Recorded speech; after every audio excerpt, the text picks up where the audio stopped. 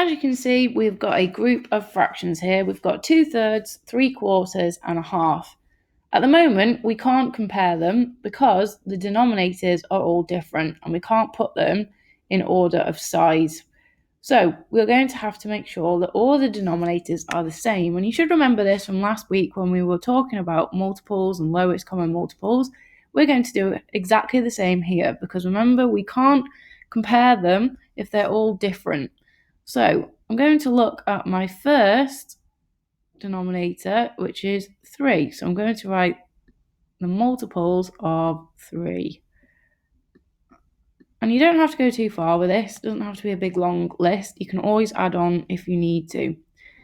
Let's look at the next one. We've got 4. So I'm going to write the multiples of 4. And you might be able to recognise which is the lowest common multiple already. And then we've got 2.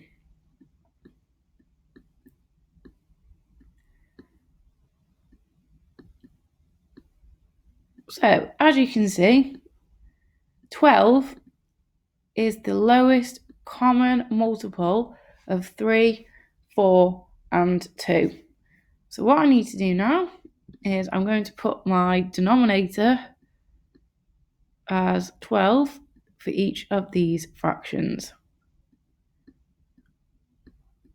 And I'm going to do some calculating, very similar to what we did last week. How many 3's go into 12? Well, 3 times 4 equals 12. So whatever I've done to the bottom, I've got to do to the top. So 2 times 4 is 8. How many 4's go into 12?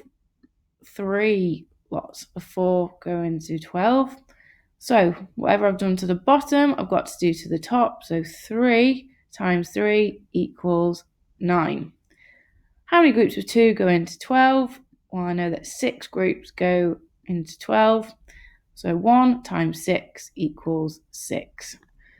Now all the fractions have got the same denominator, and they're all equivalent fractions to the ones that we've got in the question. You are now going to put them in order of size. However, we are not going to be looking at these fractions. They're the associated partners. They're joined up. So we've still got to make sure that we use these in our answer. Okay, we're not using these in our answer, we're using the top ones in our answers, but we've got to know the bottom ones in order to decide which ones go where. So we're going in ascending order, so we're going from smallest to largest. Now I know out of 8, 9, and 6, 6 is the smallest number. So its associated fraction is a half. So I'm going to put a half as the smallest fraction. And once you've done that, just put a line through them so you know you don't have to look at them again. The next biggest fraction, we need to compare 8/12 and 9/12.